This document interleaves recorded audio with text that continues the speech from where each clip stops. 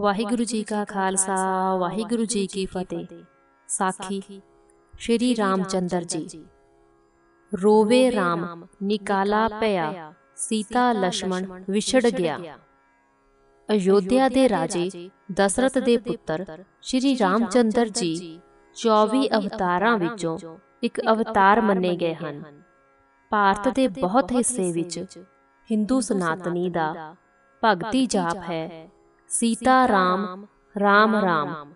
ਸੀਤਾ ਰਾਮ ਦੇ ਭਾਰਤ ਵਿੱਚ ਬਹੁਤ ਮੰਦਰ ਹਨ ਤੇ ਇਹਨਾਂ ਮੰਦਰਾਂ ਵਿੱਚ ਉਹਨਾਂ ਦੇ ਬੁੱਤਾਂ ਦੀ ਪੂਜਾ ਕੀਤੀ ਜਾਂਦੀ ਹੈ। ਕਥਾ ਵਰਣਨ ਕਰਨ ਤੋਂ ਪਹਿਲਾਂ ਇਹ ਦੱਸ ਦੇਣਾ ਵੀ ਜ਼ਰੂਰੀ ਹੈ ਕਿ ਰਾਮ ਸ਼ਬਦ ਸਰਬ ਸ਼ਕਤੀਮਾਨ ਪਰਮਾਤਮਾ ਦਾ ਹੀ ਸੰਕੇਤ ਹੈ। ਗੁਰਬਾਣੀ ਵਿੱਚ ਵਾਹਿਗੁਰੂ ਭਾਵ ਪਰਮਾਤਮਾ ਦੇ ਸੰਕੇਤ ਰੂਪ ਵਿੱਚ ਰਾਮ ਸ਼ਬਦ ਕਈ ਹਜ਼ਾਰ ਵਾਰ ਆਇਆ ਹੈ। ਵਿਸ਼ੇਸ਼ ਕਰਕੇ ਤੀਸਰੀ ਪਾਤਸ਼ਾਹੀ ਜੀ ਦੀ ਬਾਣੀ ਵਿੱਚ, ਭਗਤਾਂ ਦੀ ਬਾਣੀ ਵਿੱਚ ਰਾਮ ਸ਼ਬਦ ਅਨੇਕਾਂ ਤੇ ਅਣਗਿਣਤ ਵਾਰ ਵਰਤਿਆ ਗਿਆ ਹੈ। ਰਾਮ ਨਾਮ ਰਸ ਰਾਮ ਰਸਾਇਣ ਹਰ ਸੇਵੋ ਸੰਤ ਜਨੋ, ਤੂੰ ਜਾਨਤ ਮੈਂ ਕਛੂ ਨਹੀਂ ਭਵ ਖੰਡਨ ਰਾਮ ਬਿਲਾਵਲ ਰਵਿਦਾਸ। ਰਾਮਕਲੀ ਰਾਗ ਦਾ ਨਾਮ ਵੀ ਰੱਖਿਆ ਤੇ ਇਸੇ ਰਾਗ ਵਿੱਚ ਲਗਭਗ ਹਰ ਸ਼ਬਦ ਵਿੱਚ ਰਾਮ ਸ਼ਬਦ ਹੈ। ਰਾਮ ਨੂੰ ਵਾਹਿਗੁਰੂ ਦਾ ਸੰਕੇਤ ਪ੍ਰਗਟ ਕੀਤਾ ਹੈ। ਰਾਮ ਨਾਮ ਜਪ ਸੰਗ ਸਹਾਈ, ਗੁਰਮੁਖ ਪਾਵੇ ਪਾਰ ਮਨਾ। ਰਾਜਾ ਰਾਮ ਕੀ ਸ਼ਰਨਾਈ। ਰਾਮਕਲੀ ਮਹੱਲਾ ਚੌਥਾ। ਰਾਮ ਕਬੀਰਾ ਏਕ ਭੈ ਹੈ, ਕੋਈ ਨਾ ਸਕੇ ਪਛਾਣੇ। ਰਾਮਕਲੀ ਭਗਤ ਕਬੀਰ ਜੀ। ਸੋ ਰਾਮ ਨਾਮ ਵਾਹਿਗੁਰੂ ਸਤਨਾਮ ਸਭ ਵਾਹਿਗੁਰੂ ਜਪੁ ਸ਼ਕਤੀ ਦੇ ਨਾਮ ਰੱਖੇ ਹੋਏ ਹਨ। ਜਿਹੜੀ ਸ਼ਕਤੀ ਜਗਤ ਦਾ ਮੂਲ ਹੈ, ਜੀਵਨ ਧਾਰਾ ਹੈ, ਉਸ ਦਾ ਖਿਆਲ ਕਰਕੇ ਆਪੇ ਨੂੰ ਜਾਣਨ ਦਾ ਨਾਮ ਭਗਤੀ ਹੈ। ਅਯੁੱਧਿਆ ਦੇ ਰਾਜੇ ਦਸ਼ਰਥ ਦੀਆਂ ਰਾਣੀਆਂ ਦੇ ਪੁੱਤਰ ਨਹੀਂ ਸਨ।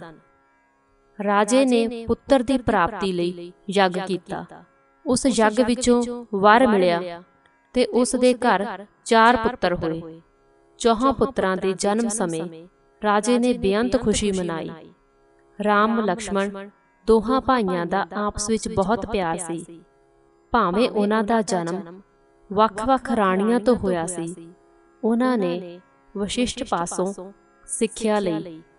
ਵਿਸ਼ਵਾਮਿੱਤਰ ਯੱਗ ਸਫਲ ਕਰਵਾਉਣ ਲਈ ਦੋਹਾਂ ਰਾਜਕੁਮਾਰਾਂ ਨੂੰ ਬਾਹਰ ਲੈ ਗਏ। ਅਨੇਕਾਂ ਦੈਂਤਾਂ ਨਾਲ ਯੁੱਧ ਹੋਏ। ਉਹਨਾਂ ਯੁੱਧਾਂ ਸਮੇਂ ਵਿਸ਼ਵਾਮਿੱਤਰ ਨੇ ਅਨੇਕਾਂ ਪ੍ਰਕਾਰ ਦੇ ਅਸਤਰ ਤੇ ਸ਼ਸਤਰ ਚਲਾਉਣੇ ਦੱਸੇ। ਯੱਗ ਭੂਮੀ ਨੂੰ ਦੈਂਤਾਂ ਤੋਂ ਸਾਫ਼ ਕੀਤਾ ਤੇ ਫਿਰਦੇ ਫਰਾਂਦੇ ਜਨਕਪੁਰੀ ਪੁੱਜ ਗਏ। ਉੱਥੇ ਜਨਕ ਪੁੱਤਰੀ ਸੀਤਾ ਦਾ ਸੁਯੰਬਰ ਸੀ। ਸੁਯੰਬਰ ਵਿੱਚ ਸ਼ਰਤ ਇਹ ਸੀ ਕਿ ਜੋ ਸ਼ਿਵ ਜੀ ਦੇ ਧਨੁੱਖ ਨੂੰ ਚਿੱਲਾ ਚੜਾਏ, ਉਹ ਹੀ ਸੀਤਾ ਜੀ ਨੂੰ ਵਿਆਹ ਸਕਦਾ ਹੈ। ਸ਼੍ਰੀ ਰਾਮਚੰਦਰ ਜੀ ਨੇ ਸ਼ਿਵ ਧਨੁੱਖ ਦਾ ਚਿੱਲਾ ਚੜਾਉਣ ਲੱਗਿਆਂ ਉਸ ਧਨੁੱਖ ਨੂੰ ਹੀ ਤੋੜ ਦਿੱਤਾ, ਜਿਸ ਤੋਂ ਇਹ ਪ੍ਰਗਟ ਹੋਇਆ ਕਿ ਸ਼੍ਰੀ ਰਾਮਚੰਦਰ ਜੀ ਬਹੁਤ ਵੱਡੇ ਬਲਵਾਨ ਹਨ। ਉਸ ਧਨੁੱਖ ਨੂੰ ਹੋਰ ਰਾਜੇ ਕੋਈ ਚੁੱਕ ਨਹੀਂ ਸਨ ਸਕਦੇ।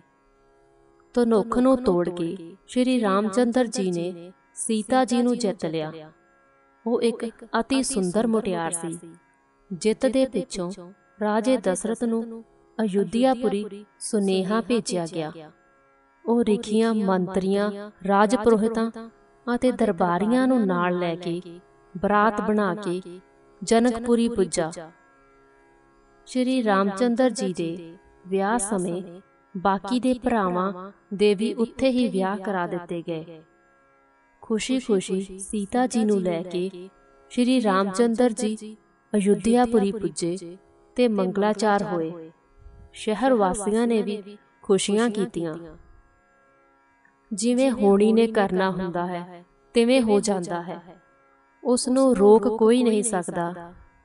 ਰਾਜਾ ਦਸ਼ਰਥ ਸ਼੍ਰੀ ਰਾਮਚੰਦਰ ਜੀ ਦੀ ਬਹਾਦਰੀ ਤੇ ਸਿਆਣਪ ਉੱਤੇ ਬਹੁਤ ਪ੍ਰਸੰਨ ਹੋਏ। ਉਸ ਨੇ ਮੰਤਰੀਆਂ ਨਾਲ ਸਲਾਹ ਕਰਕੇ ਉਸ ਨੂੰ ਰਾਜ ਤਿਲਕ ਦੇਣ ਦਾ ਫੈਸਲਾ ਕੀਤਾ।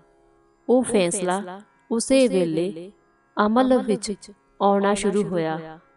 ਪਰਜਾ ਵਿੱਚ ਖਬਰ ਭੇਜੀ ਗਈ। ਪੁਰੋਹਿਤ ਦੇ ਆਖਣ ਤੇ ਦੱਸਣ ਉੱਤੇ ਧਾਰਮਿਕ ਰਸਮਾਂ ਪੂਰੀਆਂ ਕੀਤੀਆਂ ਗਈਆਂ।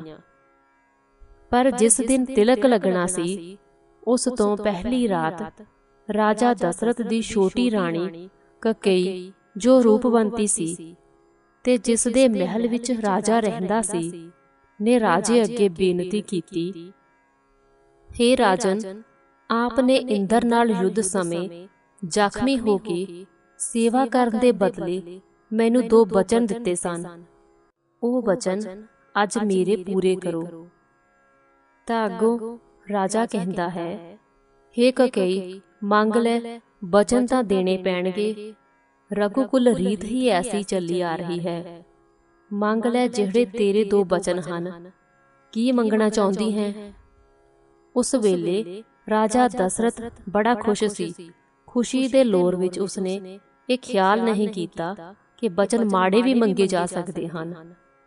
ਪਹਿਲਾ ਬਚਨ ਇਹ ਪੂਰਾ ਕਰੋ ਕਿ ਰਾਮਚੰਦਰ ਨੂੰ 14 ਸਾਲ ਦਾ ਬਨਵਾਸ ਦਿੱਤਾ ਜਾਏ, ਤੇ ਦੂਸਰਾ, ਮੇਰੇ ਪੁੱਤਰ ਭਰਤ ਨੂੰ ਰਾਜ ਤਿਲਕ ਦਿੱਤਾ ਜਾਏ।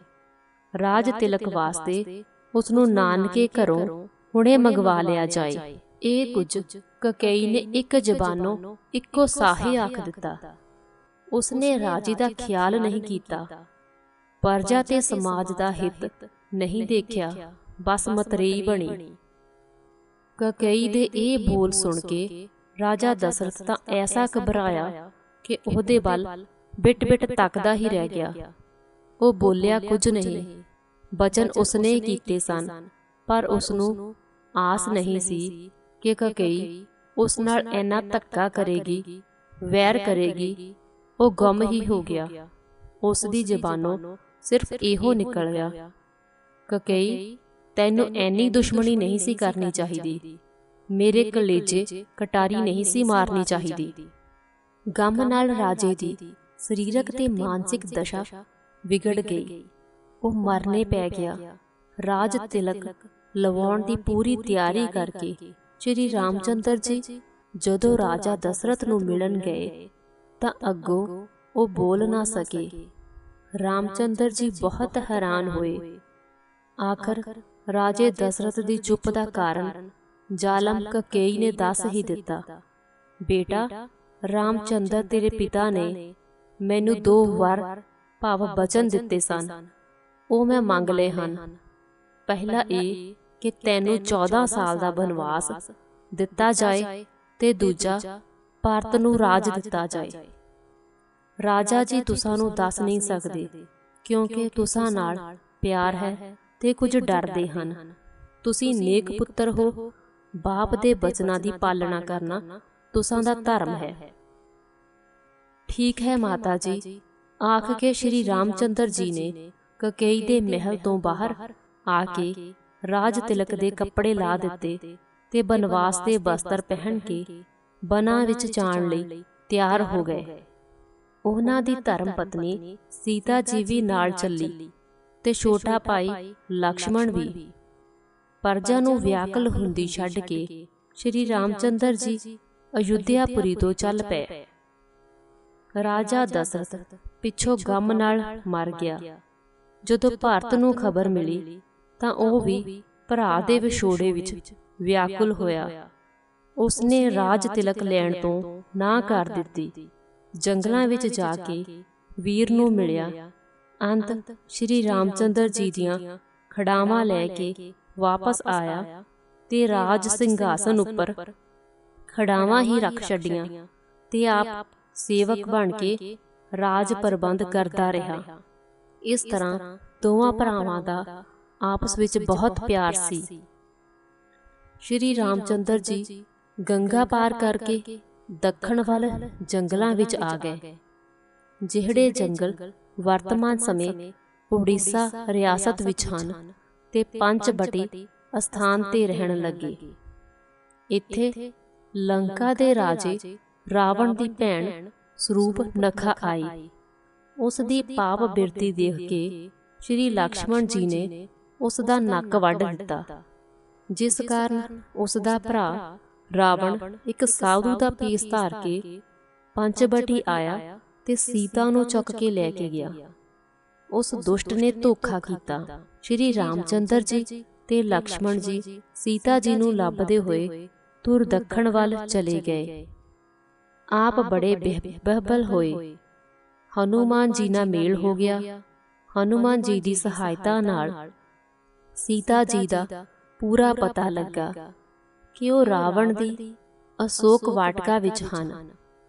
ਲੰਕਾ ਉੱਤੇ ਹਮਲਾ ਹੋਇਆ।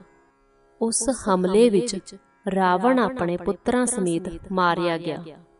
ਲੰਕਾ ਸਾੜੀ ਗਈ ਤੇ ਲੰਕਾ ਦਾ ਰਾਜ ਰਾਵਣ ਦੇ ਧਰਮੀ ਭਰਾ ਭੀਖਣ ਨੂੰ ਦੇ ਕੇ ਸੀਤਾ ਜੀ ਨੂੰ ਨਾਲ ਲੈ ਕੇ ਵਾਪਸ ਅਯੁੱਧਿਆਪੁਰੀ ਪੁੱਜੇ ਤੇ ਰਾਜ ਕਰਨ ਲੱਗੇ। ਆਪ ਦੇ ਬਨਵਾਸ ਤੋਂ ਵਾਪਸ ਆਉਣ ਦੀ ਖੁਸ਼ੀ ਵਿੱਚ ਦੀਪਮਾਲਾ ਕੀਤੀ ਗਈ, ਜੋ ਅੱਜ ਕੌਮੀ ਤਿਉਹਾਰ ਬਣਿਆ ਚੱਲਿਆ ਆ ਰਿਹਾ ਹੈ। ਆਖਦੇ ਹਨ ਆਪ ਜੀ ਨੇ 10,000 ਸਾਲ ਧਰਮ ਦਾ ਰਾਜ ਕੀਤਾ।